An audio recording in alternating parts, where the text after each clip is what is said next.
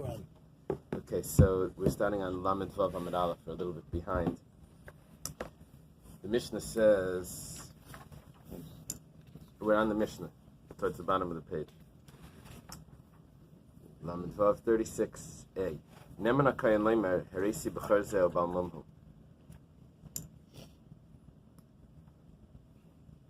A Kayin can say, a Kayin can say that I've already showed this animal to a Chacham,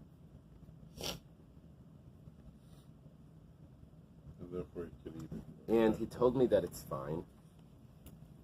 However,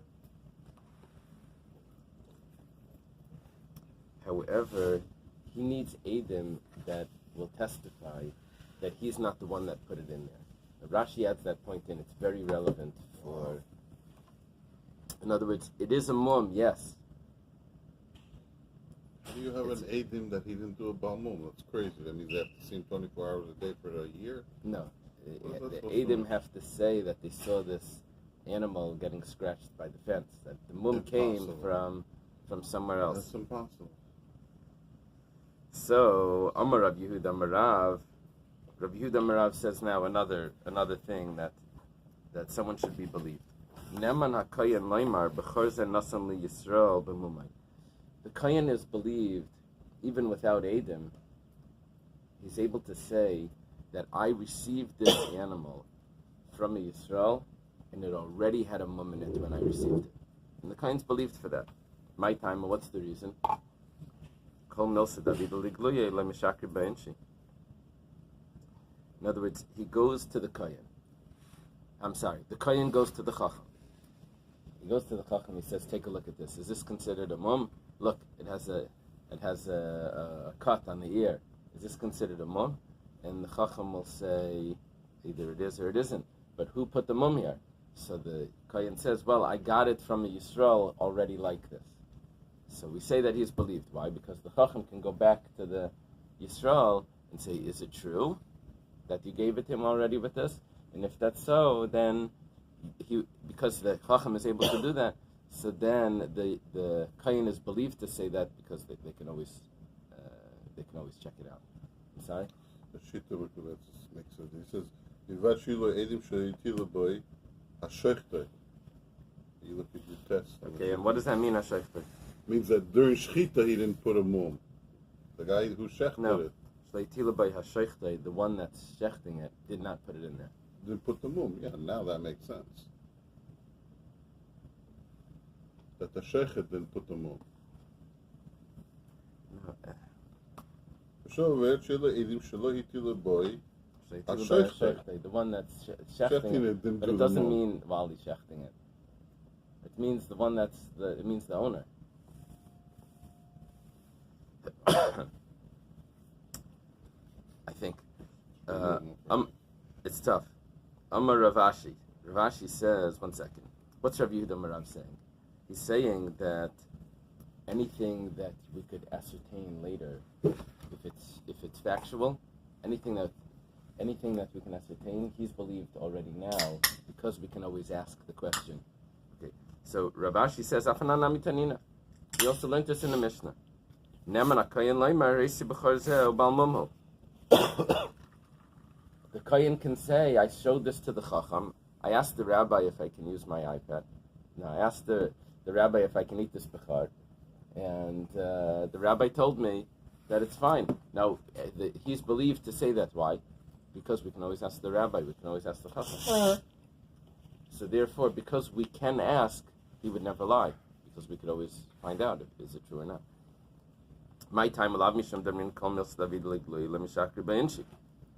so we see that we don't need Rabbi Yehuda Marav to tell me that a person can say that I got this Bechar from a Yisrael with the mum. Because the Mishnah says that he can say that the Chacham paskened on it, and it's exactly the same story. What's the difference if he's going to ask the Chacham, if he paskened it like that, or if he's going to ask the Yisrael? Anything that will, in the end, is able to be verified, it should be believed. The Gemara explains, no, there's a difference between the Mishnah and the statement of Rabbi Yehuda Marav. The Mishnah says, Hasam with the kachim b'chutz layachel. Over there in the Mishnah, What's he saying? He's claiming that this is a mum, and he's going to shecht it and eat it.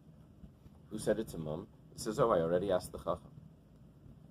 The reason why he's believed is because if he didn't ask the chacham, we don't suspect that he would actually go ahead and eat it, because it's kachim b'chutz. He doesn't want to eat kachim, a sacrifice outside the temple. So that's why we believe him, because he would never want to do that. If it was really forbidden, he would never do that. However, Aval Hacha here, even the Chashidi, we don't suspect that he's going to shech the bachar without a mum. So we trust him that the Chacham paskined on it, that it's really a mum. But we do suspect that he's the guy that put the mum there. So when he tells us, I got it from Yisrael, and it already came with the mum, we don't really trust him. The only reason why we trust him is because we could go back to the Yisrael and say, by the way, when you gave the animal, did it already have a mum? Because we could verify that, that's why we trust him. In other words, from the Mishnah itself, we wouldn't have had a proof that anything that you could verify, we trust him. Because over there, he doesn't want to eat a bechor without a mum anyway. So we trust him because such a thing we would trust him for. Not because we could verify it. Over here, it's because we could verify it. Masav Rav Shizvi. Shizvi has a question. Let's say someone tells the messenger, and the messenger is not careful with Meiser. He says, Kachli, get for me, Mimishu Naman and Mishu Meiser. Maaser, probably. Get for me food from someone that is trusted, and go to the kosher store. Or get from someone that will always take Meiser. So the person comes back, he says, yeah, I got it for you. It's Eily Naman. You can't trust him. Amai, why not? We could verify. We could go ask, did this person come and buy it? The Gemara says, Shani Hasam, over there it's different. Because he can finagle his way out of this.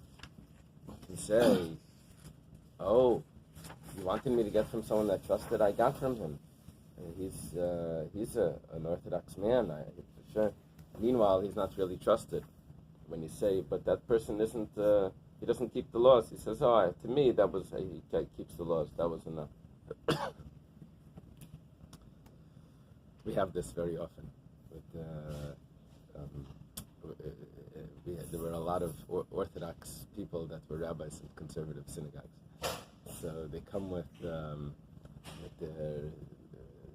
conversions and all of these things, and we say, yeah, but, we don't know, it's a conservative synagogue. They say, oh, no, he was an Orthodox man. He always walked to the shul. But when you look into it, it's not always so simple, because he walked to the shul, but his wife didn't use the mikveh. There's always something there that's not, it gets very confusing. So Islay Lishtamute, you can get out of it by saying, I thought he was such an Orthodox man. So you can't really trust the person that's right. You can't really trust him if he himself doesn't keep it. Okay. So this is a question, and with an answer. The question was, why are you saying that you can trust anything that could be verified? Over here we have a case where you can't trust him. And the answer is because even when you verify it, it's not like you caught him red-handed lying. You can always say, oh, that's what I thought. Okay. Now the Gemara says, Seifa Vade Messiah, however, I have a proof for Rav Yehuda Marav from the Seifa. It says, Miyish Pliny. It says, go buy from specifically this person. Harizanem, and then he's going to be believed. Why? Hasam, no. So why? Because it could be verified. The Gemara explains, over there it's also not really a proof, because Hasam Kivan de Islay Teveya Mirtas. It could be that really, normally when it's verified, he's not believed. But over there, because the person was so specific, because it sounds like he wants to verify it, so then he's believed. But in a regular case, not necessarily will he be believed. Rabbi Yirmiyah bar Abba. Rabbi Yirmiyah bar Abba says, in other words, we just finished this quote that anything that is going to be it's possible to be verified. So he's believed even before it's verified. So Rabbi Yirmiyah Bar Abba says, this is the early Rabbi Yirmiyah, Minole Yehuda. How does Yehuda, Rabbi Yehuda, Amarav, how does Rabbi Yehuda know this? I know Begidl Kavate. I taught this to Rav Gidl. And Begidl Kava B'didei. And Rav Gidl must have established it at his own teaching. And this is what I said. Slightly different. It says, Neman Yisrael Leimar. Yisrael is believed to say, that I gave this not a kohen. Not the kohen. The Yisrael is believed to say that I gave it to the kohen with the mum. The Gemara says Yisrael pshita. Yisrael is obvious. Yisrael is trusted. Yisraelim don't put mum in bechar. They don't gain anything. They're unbiased. Who eats the bechar if it has a mum? The kohen. That's why we don't trust the kohen that maybe that he didn't put the mum. He would have done it, but the Yisrael is is obviously. The Gemara says leitzarich or leitricha. It's bekatan v'higdal. It's talking about that the sheep was young. This is how the sheep was young when he gave it, and then that's it's an expression that means something else here. Usually, katan v'higdal means he was young and then he got old. Here it means no.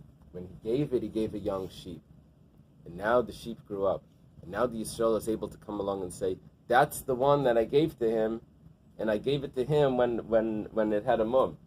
So, yeah. So the Gemara says, the Gemara explains that Mao the Tema. Why is this a chiddush? I could have said like Himle. How does he recognize it now? He can't recognize the sheep. It was a baby when he gave it. Now it's already a big sheep. Well, he's going to recognize it. No, Kamash Malan, that we say that he recognizes the sheep.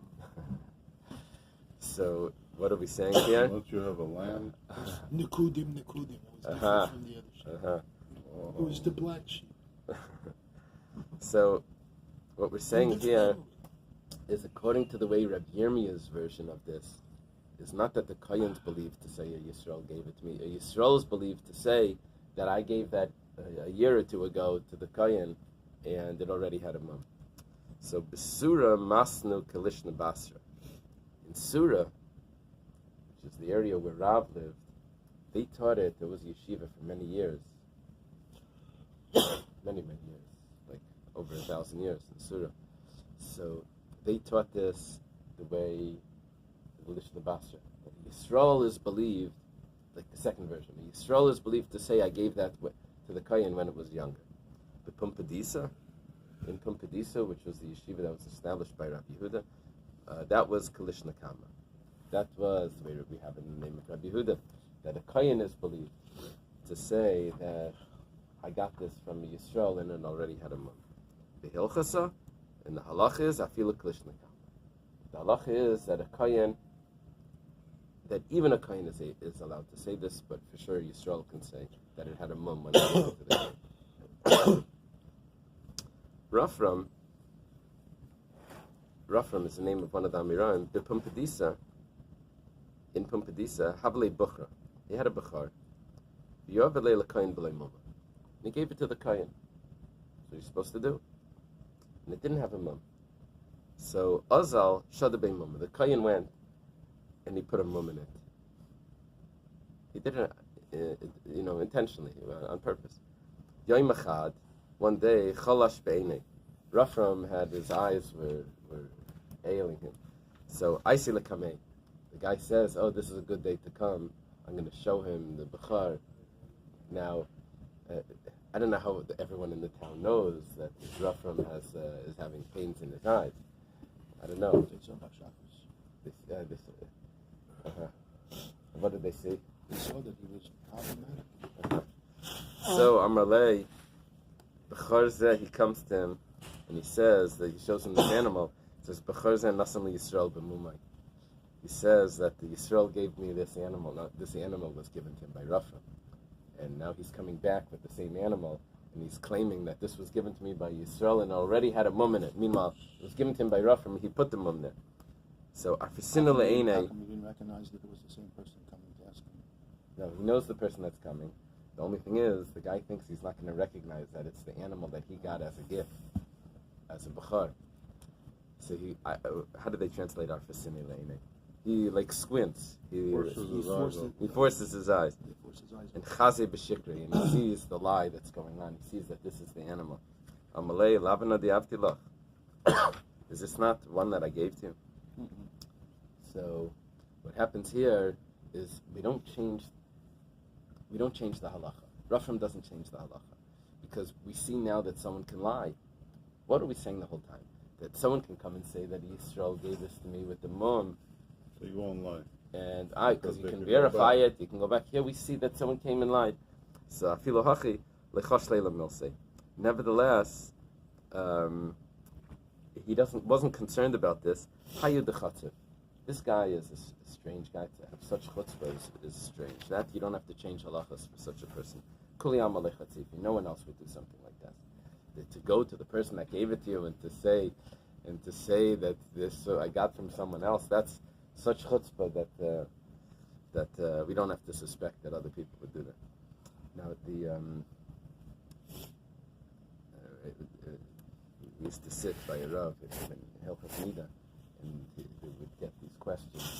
So there were other boys that would come into other young married men that would come in that were also learning. So we would look at the cloths to see the colors.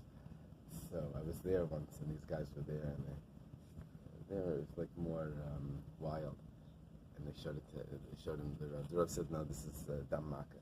It's from a wound. It's not a." So they started laughing. They said it was from one of their fingers. They were trying to test. They were tricking the Rav. Okay. This is Los Angeles. It wasn't in Los Angeles, it was in New York. It was in Williamsburg. I used to go to Williamsburg. It was like Chassidish guys. They come in. They were there. They would put ketchup and all. They were like playing with him with all types of things to catch. Okay. He would catch it every time. So. Hahush Sharua. There was an animal that had a.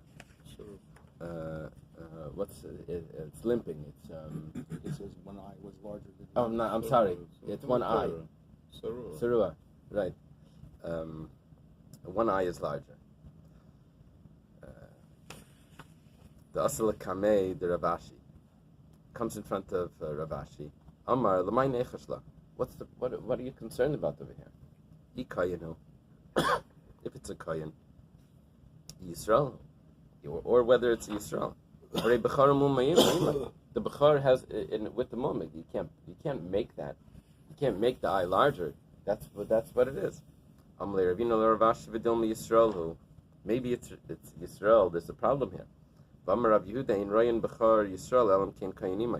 There's a problem that maybe if the Kohen's not there, the Yisrael is going to take it home and he's going to eat it himself without giving it to the Kohen. Amarlei, so he responds, Hachiashta. Hasam, Nihida Kachim B'chutz Layachal, Amamayna the Kohen Chashid. Yes, there is a problem. We do suspect that maybe a Yisrael will not give the Bechar to the Kohen once it has a mum in it. It's a suspicion. So you only check it, the Bechar, if it's a blemish, if it's in the hands of the Kohen, or if there's a Kohen together with the Yisrael. However, Hacha, here, Michti Yada Dahai Mum Movaku. Everyone knows that this is a mum. He doesn't need to come to show it to me. My time Asur Kamei Rabbanan. Why is he bringing it? Mishum Kvaida the Chacham. Because he wants to give respect to the Chacham. Al Kvaida the Chacham Layavar. Layavar, he's supposed to say. He doesn't want to neglect the respect given to the Chacham. And you're concerned, Isura Avad, that he's going to take it home without giving it to the... Very, very... He's going to take it home without giving it to the concept of a conflict is... the guy comes... Just want to say, when we said it's larger one eye than the other, that because you had said he's limping, it's bringing here that related brisa, right? And it's which is quoting a pasuk, whatever, in Vayikra Sarua, and it says the difference between the Sarua and the color. It says that the Sarua is an animal whose eye became lengthened. So I think that's what you were referring to.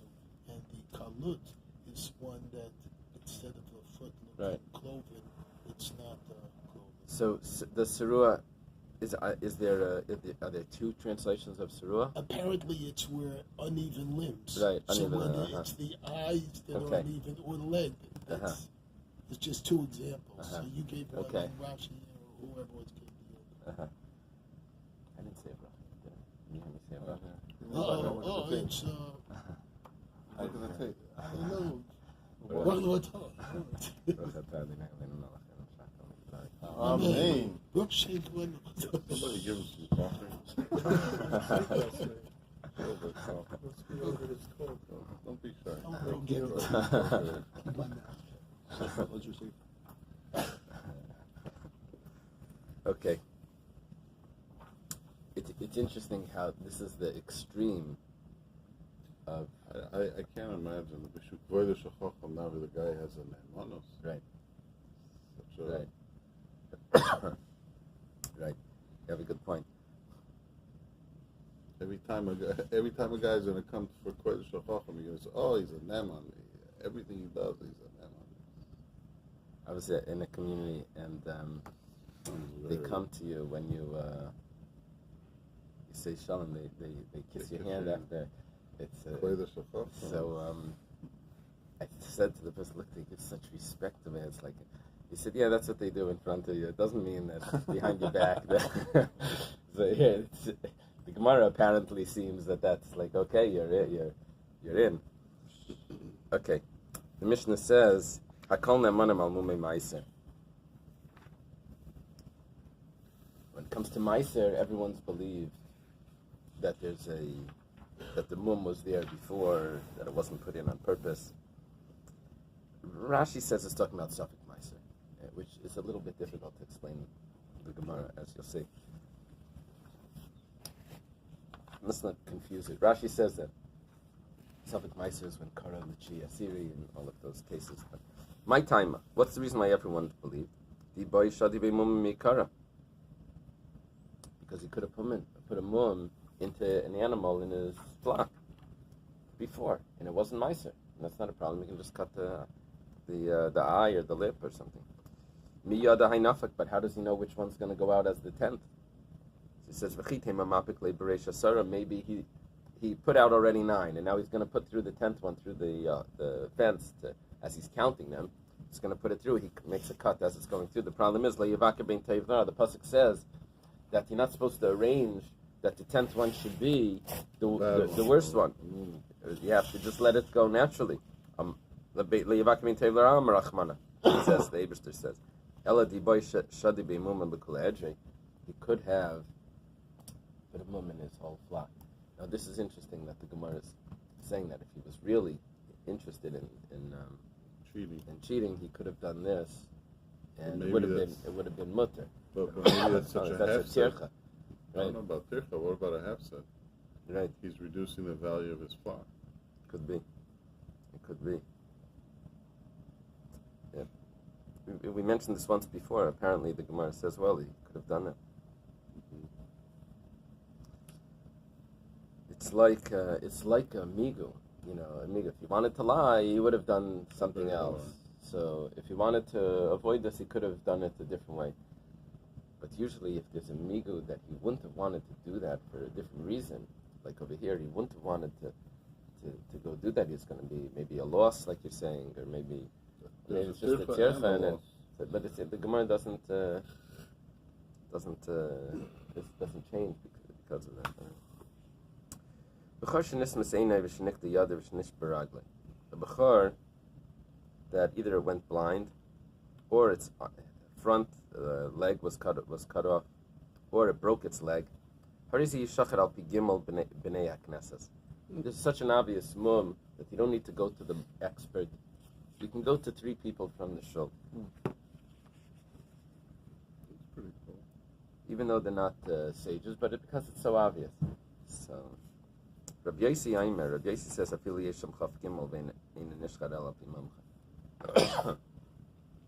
even if you have 23 judges, but they're not expert in Bechor, you can't ask them.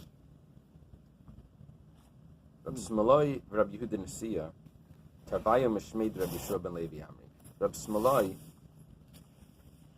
and Rabbi Yehuda Nesiya, they say in the name of Rabbi Shua ben Levi.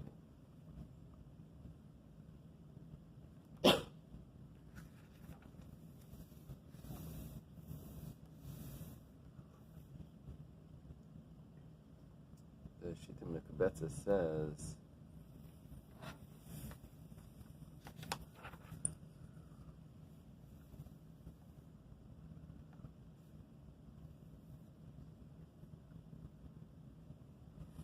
Rabbi Yehuda Nesiya would have been greater than Rabbi Smaloi. The next case it goes, the next statement here is Ramla Rabbi Smaloi, Rabbi Shua ben Levi, Tavai Mishmeid Rabbi Yehuda Nesiya. I don't know why there's such a concern over there. Did they say anything in your notes about Rabbi Smaloi? Yeah. Rabbi Smaloi was the first generation of Moira. No, they're not bringing up this issue. He was a student and personal assistant of Rabbi Yehuda. The student and personal assistant. Okay, that fits. So, either Rabbi Smaloi and Rabbi Yehuda Nesiya are saying in the name of Rabbi Shua ben Levi, or Rabbi Smaloi and Rabbi Shua ben Levi are saying in the name of Rabbi Yehuda Nesiya. He's also renowned for his debates with heretics. He's probably most famous for that we have 613 mitzvahs in the Torah as Rabbi Smaloi. We only have one source in the Torah that there's 613 mitzvahs. It's such a basic thing, but only one Amira says it, Rabbi Smaloi and then the Makkas. Isn't that interesting? You think it's like... What about the Rashi Levangarti? Yeah, all of that, everything would have to be all based on that one source of Rabbi Smaloi. There's some of the people, they have this, like, they say, what do you mean 613 mitzvahs? There's so many mitzvahs in the Torah, it's not... And they say, so what does Rabbi Smaloi mean, 613? Because all the Rishonim are debating which ones are the 13. The Hag, Balalachas Gedolos, the Rambam, Smag. Everyone is arguing which one, what goes in, what goes out, is this two, is this one mitzvah? Is that the... So, someone said, I forget who it was, he said, it's not the 613 mitzvahs, 613, like, concepts. It's like an atomic theory, like, it's elements. It's like elements, but it's so okay. What do they say in the name of Rabbi in the name of Rabbi Shua ben Levi, or in the name of Rabbi Yehuda Nesiya? They say Ataras bechor b'chutz laaretz al pi shleisha b'nei hakneses, that to allow a bechor b'chutz laaretz, which is anyways not brought to the temple, even when the temple was around. So that could be permitted with 3 regular people, that they don't have to be experts. Amar Rava says, Ubamumin muvhakim. They have to be very obvious mumin. My kamashwan, what's the chiddush here? Tanina, that it says already in the Mishnah, that b'chor shenis maseinu v'shnikta yad v'shnishtaber ragli. We already learned that all of these obvious mumin, why do I need the statements from Rabbi Smaloi and Rabbi Shua ben Levi and Rabbi Yehuda Nesiya? We have a Mishnah already. The Gemara says, if it's from our Mishnah, Hava Amina, I could have said, even not so obvious mumin, I could just use anyone. So why are the examples of the Mishnah so obvious? It would be telling me the strength of Rabbi Yossi, that he's so strict that even by obvious mumin, you still need to have an expert to decide. Kamash Malon is coming to teach us that no, that even outside the Eretz Yisrael, you can only permit it only with obvious mumin. In other words, I could have said like this, that really the rabbis would permit a mum even if it wasn't obvious. So why are we giving these examples of the leg was cut off or something like that, such obvious examples? The answer is because Rabbi Yossi still doesn't allow it in that example. So it had to give a case that to tell us the chiddush of Rabbi Yossi, but really the rabbis would permit it in a less obvious mum. So we're saying that no, The rabbis also only permit it when it's very obvious. Rabbi Yudah, Rabbi Yirmiyah Barabba, Safek Mishmei the Rav, Safek Mishmei the Shmuel. This was said, it was unclear in whose name it was said, in the name of Rav or in the name of Shmuel. In the end, we're going to go back to this. It says, Gimel Matir Nasabachor b'makom shein momche, that you can use 3 people if you don't have an expert. Ma'ika mashmalan tanina, harezi yishachet al pei Gimel b'nei knesses.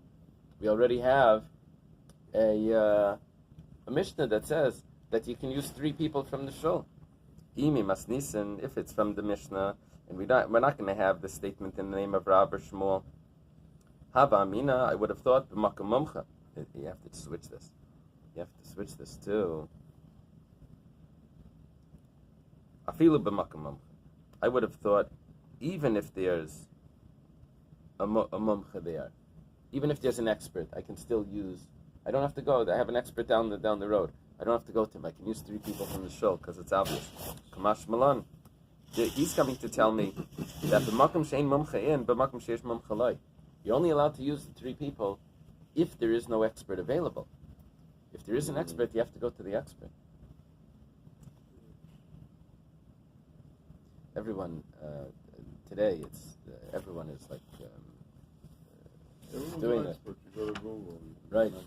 Right. I'm sure the doctors are very intimidated. Why don't you they come after everyone has self-diagnosed themselves for 6 months. And they say, I thought it was this, so I took that, and then they show up. They said, no, I'm sorry, the whole thing was wrong.